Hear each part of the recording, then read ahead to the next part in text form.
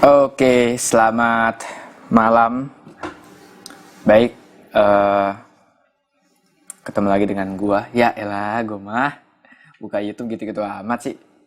Ya pokoknya, kayaknya selamat atau selamat datang di YouTube gua lagi.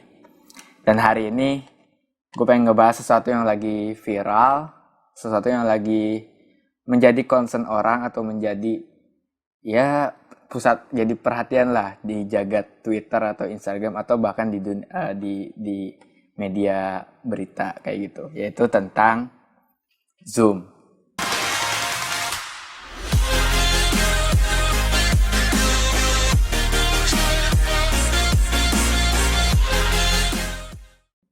Nah, barusan aja malam tadi gua kalau ngerekam ini nih hari hari Selasa hari hari Senin ya. Kalau misalnya ini gue uploadnya besok, berarti malam ini, Senin malam ini, ada yang eh ada yang nge-retweet suatu berita tentang, jadi temen gue nge-retweet suatu berita tentang Zoom yang tidak aman. Dan dia minta pendapat gue tentang ini. Gue pengen jawab, tapi ya sekalian aja gue bikin konten ini dan ya gue jawab lewat video ini aja ya. Oke. Nah, sebelum kita berangkat, gue pengen disclaimer dulu nih, yaitu bahwa gue sama sekali bukan orang cyber security. Oke? Atau gue bukan orang yang tepat untuk membahas ini. Bukan sama sekali, nol, gue nol besar bro. Terus Bim, kenapa lu mau gitu menjelaskan? Ya karena gue ada beberapa insight yang perlu gue kasih tahu ke lu, dan gue tahu tentang sedikit hal tentang cyber security, enkripsi dan lain sebagainya. Ya, tapi gue ini bukan orang cyber security, bukan cyber ops. Jadi sebentar ya.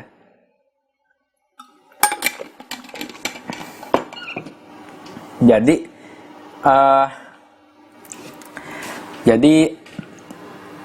mana tadi gue lupa. Ya jadi sangat besar gua itu salah. Lah terus kalau lu salah, gua ngapain nonton video lu ya? Sebenarnya tujuan gua bukan apa ya?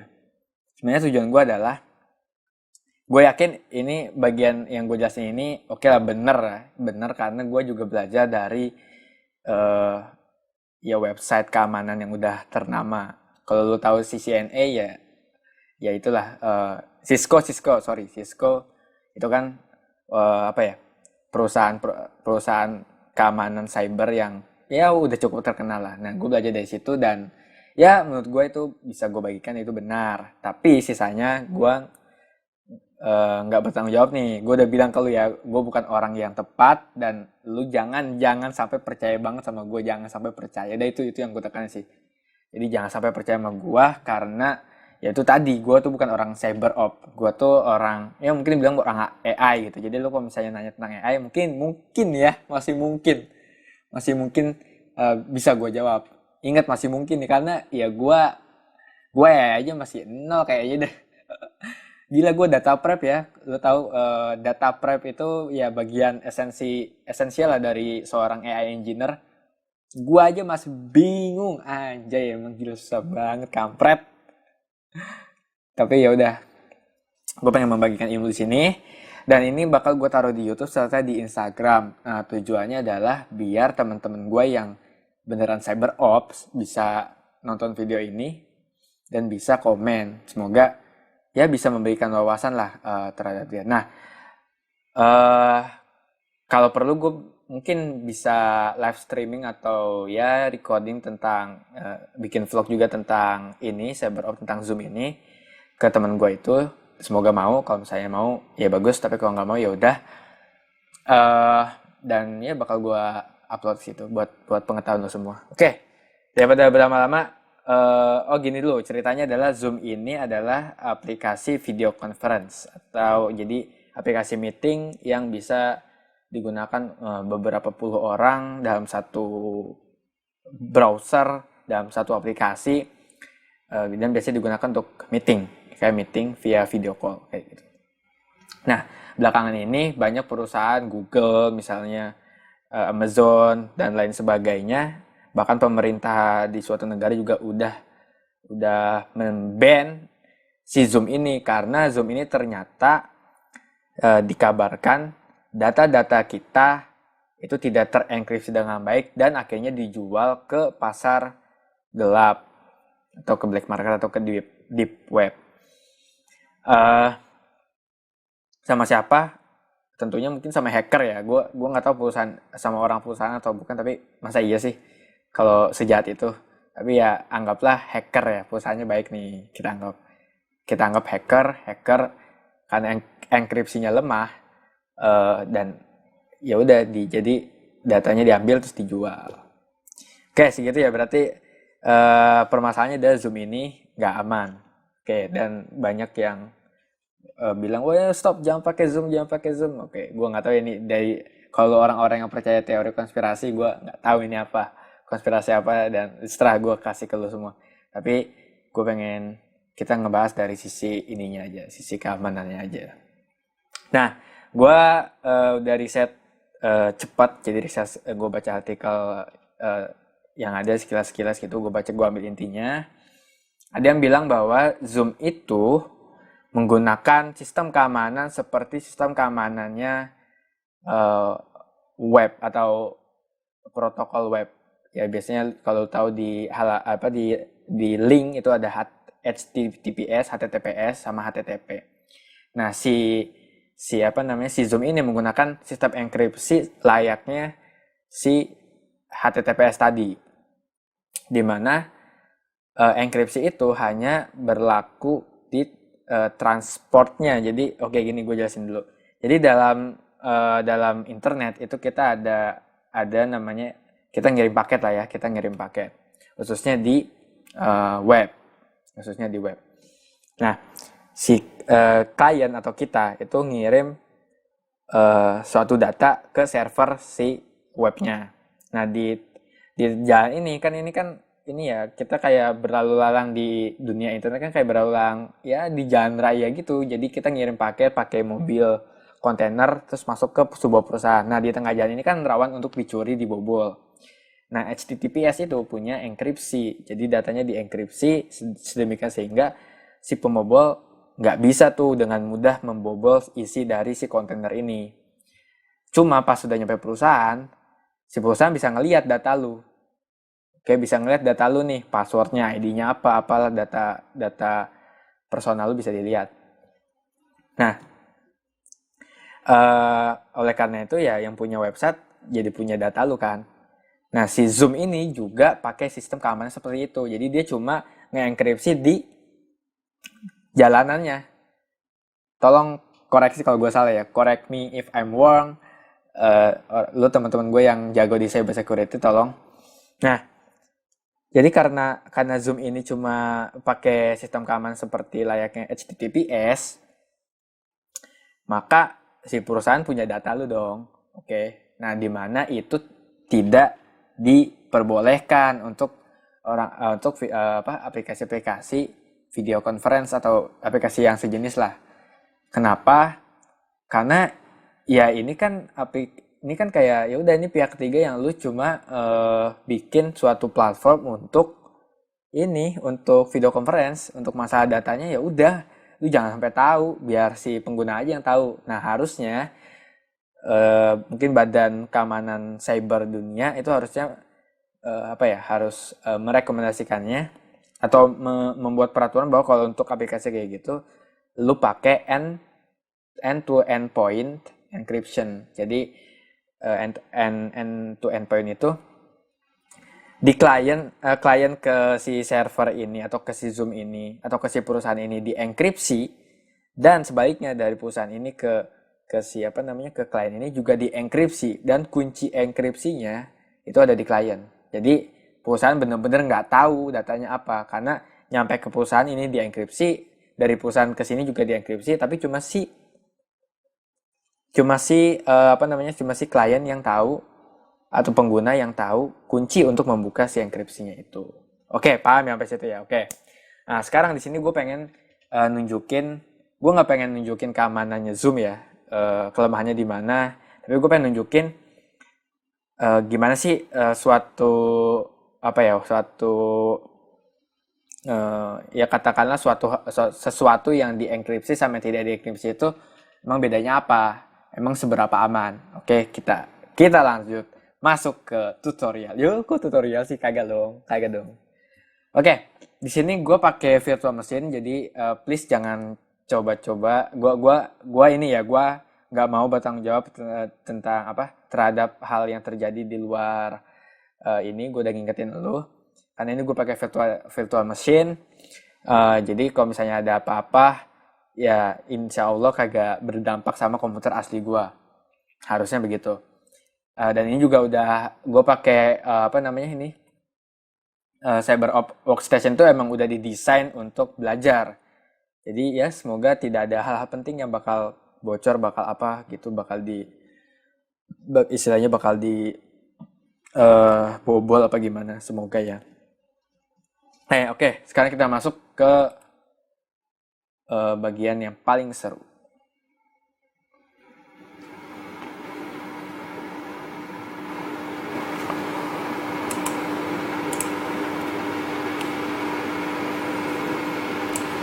Oke, kita masuk dulu.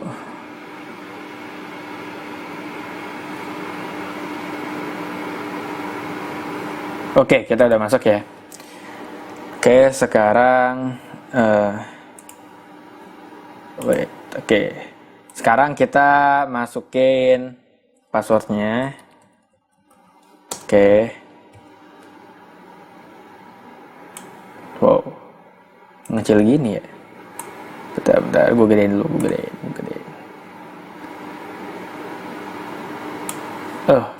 Gue gedein gini aja. Oke, kayak kelihatan ya. Nah, habis itu kita masuk ke terminal. Nah, di sini baru kita lihat dulu konfigurasi internet kita. Oke, gue di sini nggak ngejelasin tentang teknisnya, jadi gue skip aja. Jadi ini bukan tutorial ya, ingat ini bukan tutorial, ini pembahasan tentang enkripsi. Oke, sekarang gue pengen nge-listening internet gue. Gue pengen bikin tcpdump dengan interface, ada interface-nya, terus interface-nya adalah internet gue np0s3, terus ininya 0 gue set,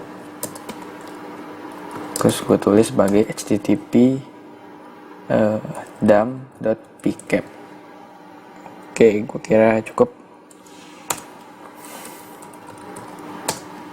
Oke, ini gue udah listening komputer gue, jadi bakal direkam semua kegiatan internet gue. Oke, sekarang kita masuk ke website. Nah, gue masuk ke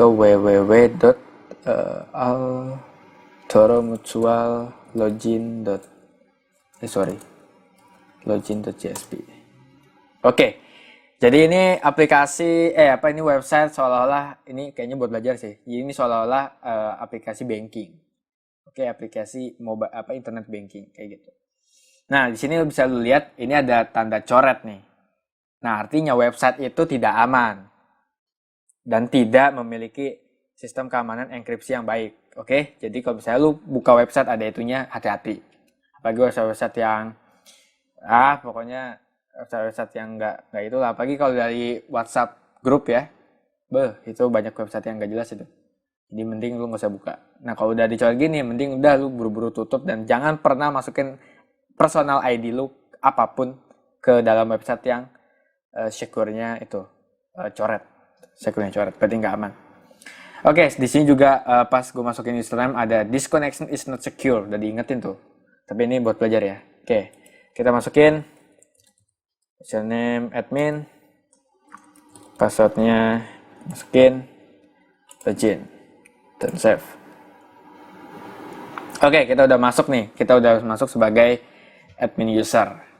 Admin user dan oke, congratulations udah masuk. Oke, siap.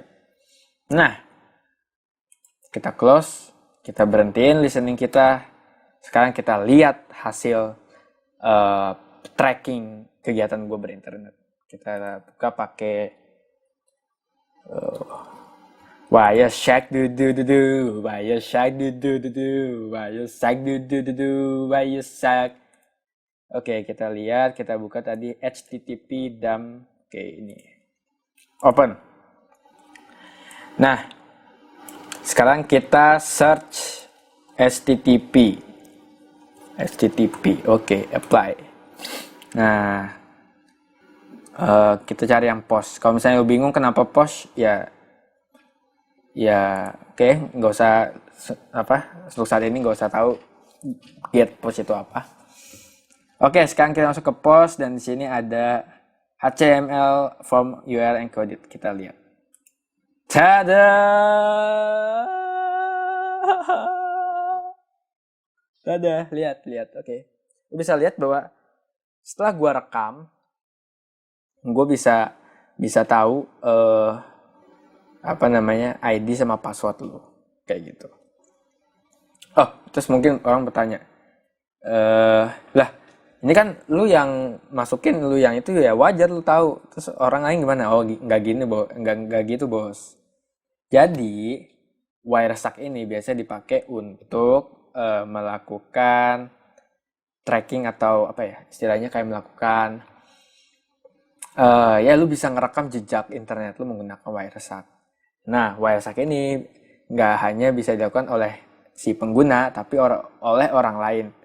Orang lain ini, si hacker ini bisa merecord internet. Jadi kan kalau misalnya lu ngirim ke suatu website kan lu lewat jalan. Nah, jalan ini kan sangat liar nih.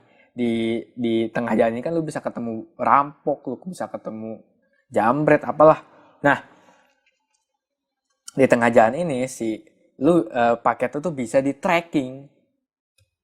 Bahkan dari pintu keluar sampai masuk ke perusahaan lagi itu bisa di tracking. Nah, si hacker bisa tracking pakai namanya Wireshark. Oke, walaupun Wireshark ini mungkin sangat basic kali ya.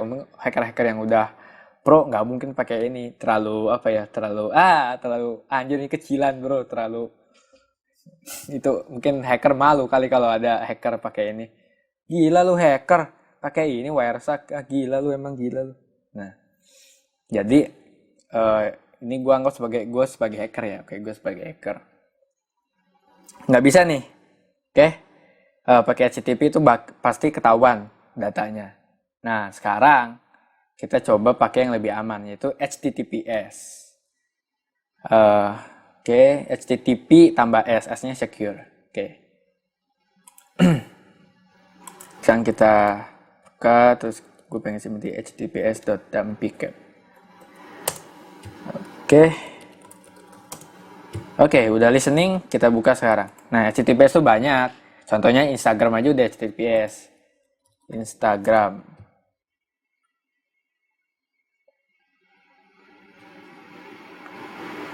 Oke, sorry, ini udah masuk ya, gue udah pernah buka berarti. Gue harus logout tadi. Gimana sih caranya logout? Setting logout. Oke. Kita logout. Oke ya. Oke, kita ulang ya. Oke, kita ulang. Oke, sudah ulang. Kita buka Instagram.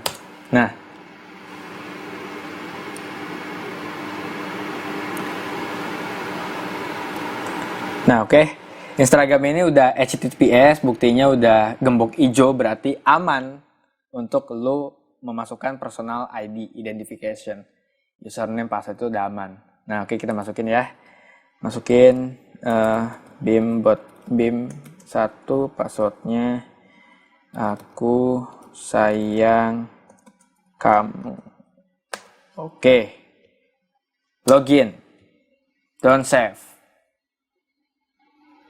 Oke, sudah masuk ya. Oke, sudah masuk. Kita close saja karena ya udah, kita nggak butuh informasi yang lain. Oke, sekarang kita buka pakai Why you sang du du du du, why you sang du du du du, why you sang du du du du, why you shark. Oke, kita open. Sekarang kita buka di HTTPS dump. Oke, open. Nah, di HTTPS lebih kompleks emang, karena emang juga keamanan itu ya perlu sesuatu yang aman tuh harus kompleks. Semakin kompleks semakin aman, tapi semakin tidak nyaman karena lemot. Oke, langsung kita cari. Ini bukan HTTPS kita tulis, tapi agak beda, dan ya udah sementara nggak usah tahu itu apa. Oke, 43 apply. Nah, sekarang kita cari application data, karena datanya kan ada di situ. Application data. Nah, ini nih. Ini ya. Nah, ini nih. Kita ambil yang pertama aja. Oke. Kita ambil yang pertama ya. Nah, di sini ada protokol TLS-V. Nah, TLS. Nah, TLS ini dipakai oleh Zoom. Oke, oleh Zoom. Oke, kita lihat di datanya. Apakah ada username passwordnya? Wah, tidak ada. Kita lihat di sini ada encrypted application data. Artinya data-data yang lu masukin tadi sudah dienkripsi sedemikian sehingga tidak ada yang bisa membacanya kecuali lu atau si perusahaan ini, kalau dia pakai TLS ya. Nah, jadi nanti bentuknya gini nih, data lu nih 000 bla bla bla bla bla bla bla bla bla kayak gitu. Ini namanya enkripsi, udah dienkripsi. Nah, jadi sangat menjelaskan bahwa enkripsi dan tidak dienkripsi itu, atau enkripsi itu sangat penting untuk menjaga data lu tetap rahasia. Cuman si Zoom ini dia nggak end-to-end point encryption. Jadi oke, di tengah aja dienkripsi, tapi di perusahaan dia atau perusahaan atau Zoom itu bisa ngelihat data-data lu, ID lu, password lu, dan lain sebagainya. Sehingga ya si hacker tuh bisa ngehack di perusahaannya, di sistem perusahaannya, kemudian dapat datanya terus dijual. Kayak gitu. Jadi menurut lu gimana nih? Mungkin udah dihimbau untuk uninstall. Oke, nggak apa-apa. Kita sebagai orang awam, gue juga awam, ya lebih baik ngikutin aja apa yang diperintahkan, dan semoga tidak ada hal-hal yang terjadi sama lu. Buat lu yang udah pernah pakai Zoom atau sekarang masih pakai Zoom, semoga tidak ada yang terjadi tidak terjadi apa-apa sama lu. Ya gue harap ini bisa membantu atau bisa menjelaskan bahwa enkripsi itu penting dalam dunia internet saat ini, dalam dunia cyber saat ini. Dan sekali lagi, gue bukan orang yang pas untuk ditanya tentang cyber security, tapi gue tahu sedikit hal tentang cyber security, gue share ke lu. Habis itu, kalau lu misalnya nemu sesuatu yang salah dari video gue, lu bisa bilang ke gue, Bang, ini salah bang, Mas, ini salah mas, Kak Bim, ini salah. Ya, lu tinggal bilang ke gue, dan ya bakal